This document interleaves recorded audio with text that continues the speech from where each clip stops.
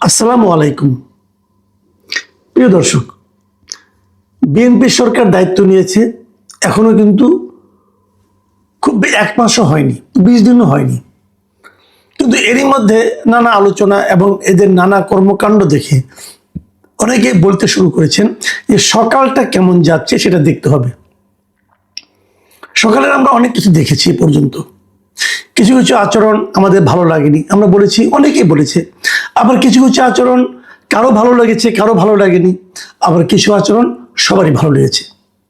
আজকে আমি কয়েকটা পয়েন্ট নিয়ে কথা বলবো যে আসলে সরকার নমুনাটা আমরা কেমন দেখছি।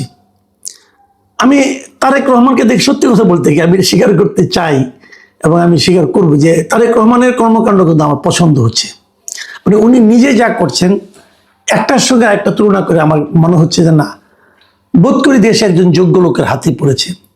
কিন্তু তার টিম নিয়ে আমার একটু আনহ্যাপিনেস আছে। তার টিম যা করছে সেটা বুঝতে পারছি না। তারেক রহমানের আগের যে ঘটনাগুলো, কয়েকটা ঘটনা আমরা দেখেছি যে উনি সরকারি গাড়ি নিচ্ছেন না, তেল এবং ড্রাইভারের খরচ উনি বহন করছেন, এগুলো খুবই ইতিবাচক।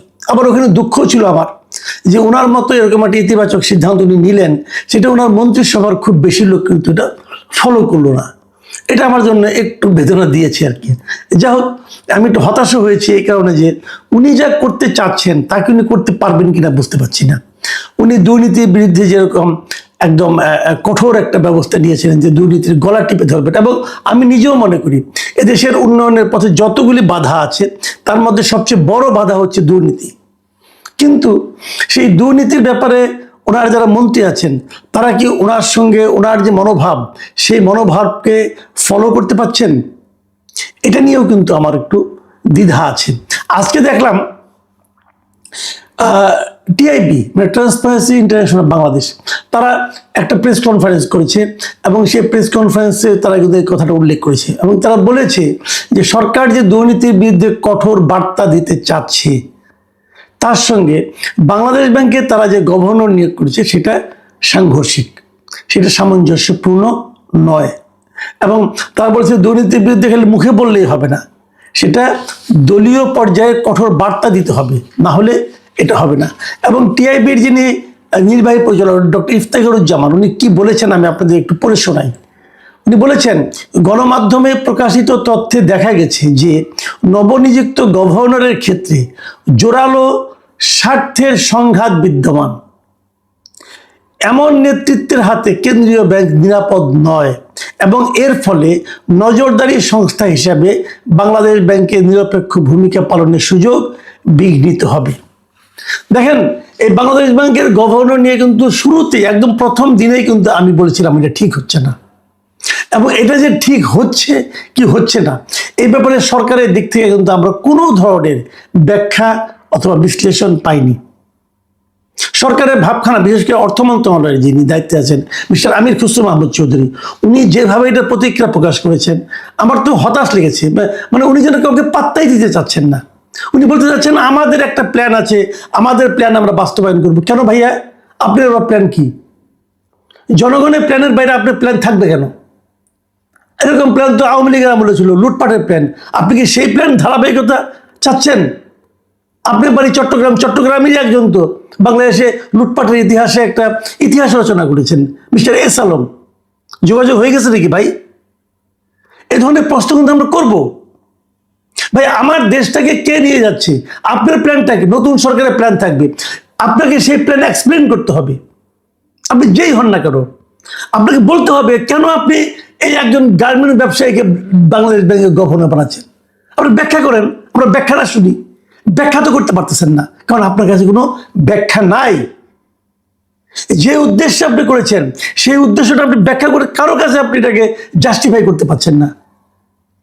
এটা তো হবে না। আপনি যেই হন, অর্থমন্ত্রী হন, যেই হন, আমরা তো আপনাকে প্রশ্ন। আজকে এই যে টিআইবির পক্ষ থেকে অফিসিয়ালি প্রেস কনফারেন্স করে বলা হলো যে যাকে আপনি দিয়েছেন তাকে দেওয়ার মাধ্যমে সরকারের দুর্নীতির বিরুদ্ধে যে আপোষহীন মনোভাব তার সাপোর্ট এটা করে না। এই যে কথাটা বললো, শুনতে ভালো লাগছে।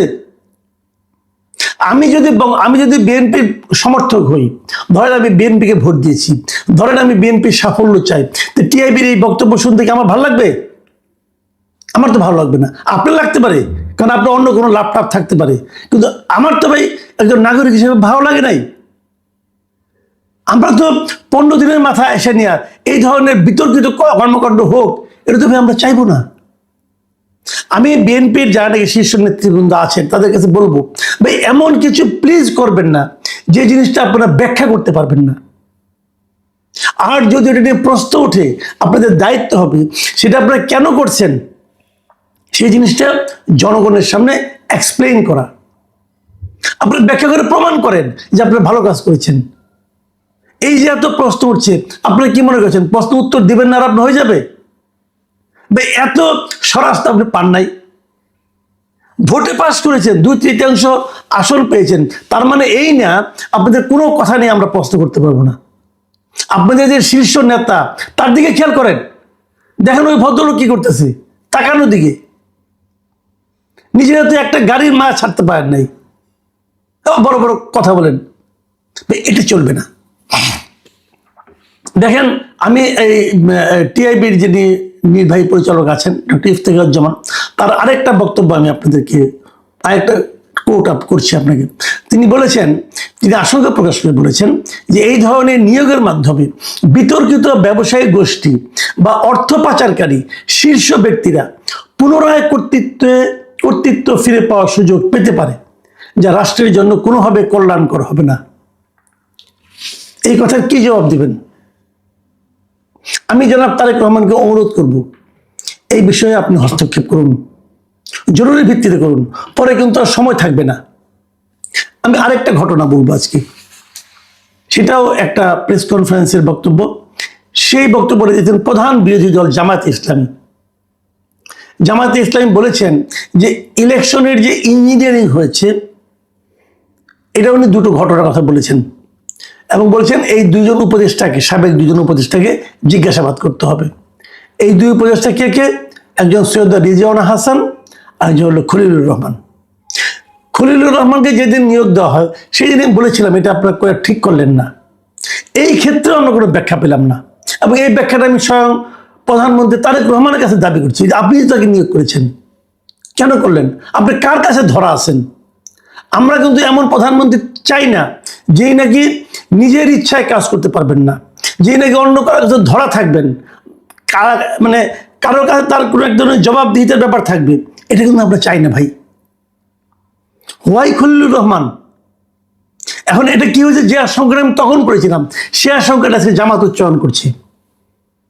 জামাত বলছে যে ওই ইলেকশন, ওই তত্ত্বাবধায়ক সরকার যে নিরপেক্ষ ছিল না, তারা এই অভিযোগ করছে দুটো ঘটনা দিয়ে। একটা খলিলুর রহমানকে এখানে পররাষ্ট্রমন্ত্রী বানানো, আর দ্বিতীয়টা তারা বলছে যে সৈয়দ রিজওয়ানা হাসান, উনি আজকে ওনার একটা ইন্টারভিউ প্রচারিত হয়েছিল, সেই ইন্টারভিউ উনি যে কথাগুলি বলেছেন সেই কথার প্রেক্ষিতে উনি এই জামাতের যে নায়েবে আমির আছেন তাহের সাহেব, উনি একটা মন্তব্য করেছেন এবং উনি বলেছেন যে উনি নিজেই স্বীকার করেছেন যে ওনারা জামাতকে আসতে দেননি।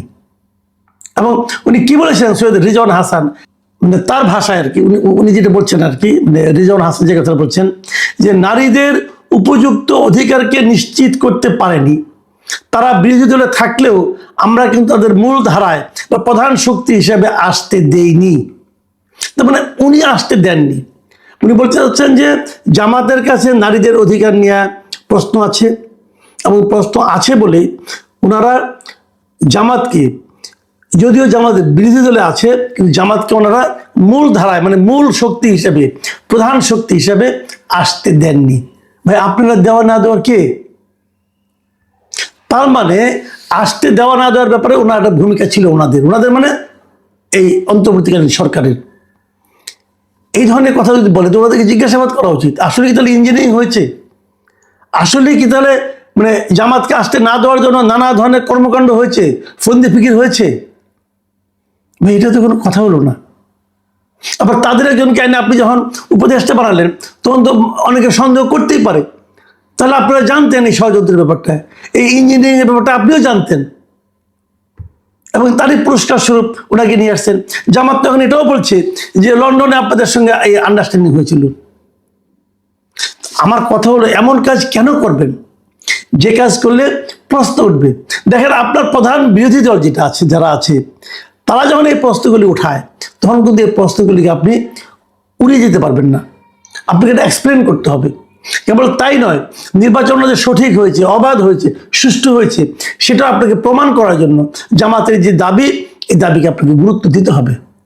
কতটুকু পারবেন আমি জানি না, কিন্তু আমি মনে করি দেশে আপনারা একটা ভিন্ন ধরনের শাসন কায়েম করার চেষ্টা করছেন। আমি মানে যেমন আজকে যে ঘটনাটা ঘটলো, আজকে তো খুব ইন্টারেস্টিং একটা ঘটনা ঘটছে। সরকার একটা প্রজ্ঞাপন জারি করেছে, এই যে আমাদের প্রধানমন্ত্রী অথবা সরকার প্রধান যখন বিদেশে যান, বিদেশ থেকে আসেন, তখন আমরা দেখি কি যে এয়ারপোর্টে সব মন্ত্রীরা লাইন ধরে দাঁড়ায় থাকে, উনি সবার মাঝখান দিয়ে হেঁটে হেঁটে যান, আবার ফেরার সময় সবগুলি দাঁড়ায় থাকে, সবাই হেঁটে হেঁটে আসেন। মানে সকল মন্ত্রীদের পৃথিবীর সবচেয়ে কঠিন কাজ হলো, সবচেয়ে গুরুত্বপূর্ণ কাজ হলো যে প্রধানমন্ত্রীকে বিদায় দেওয়া এবং তাকে স্বাগত জানানো। নতুন প্রধানমন্ত্রী বলছেন এগুলি চলবে না, মাত্র 4 জন লোক যেতে পারবে, অনলি 4। এবং তারা কে কে? জাতীয় সংসদের চিফ হুইপ, মন্ত্রী পরিষদের সচিব, প্রধানমন্ত্রীর মুখ্য সচিব এবং একজন জ্যেষ্ঠতম মন্ত্রী, মানে সবচেয়ে সিনিয়র মন্ত্রীদের মধ্যে একজন মন্ত্রী। এই 4 জন থাকবেন, আর কেউ না। অবশ্যই এটা ইতিবাচক দিক। আমি মনে করি যে ওনার যে মন মানসিকতা ডিফারেন্ট টাইপের, সেটা উনি প্রমাণ রেখেছেন। তো আপনি এদিকে যখন প্রমাণ রাখছেন, তখন যে সমস্ত প্রশ্ন উঠছে, সেই প্রশ্নগুলির জবাব দেওয়াটাও কিন্তু আপনার দায়িত্বের মধ্যে পড়ে। এবং আমাদের এই জবাবদিহিতা, আমি মনে করি এই সরকার জবাবদিহিমূলক হবে এবং এই সরকার এই প্র্যাকটিসটাও চালু করবে। সংশ্লিষ্ট মন্ত্রী হোক অথবা তথ্যমন্ত্রী হোক অথবা খোদ প্রধানমন্ত্রী হোক, প্রত্যেকটা প্রশ্নের আমরা আপনাদের কাছ থেকে জবাব চাই। আপনারা জবাব দিন, যুক্তিগ্রাহ্য হলে আমরা মেনে নেব, নাহলে আমরা পাল্টা যুক্তির কথা বলবো। কিন্তু জনগণের কাছে নিজেদেরকে ওপেন রাখার চেষ্টা করেন।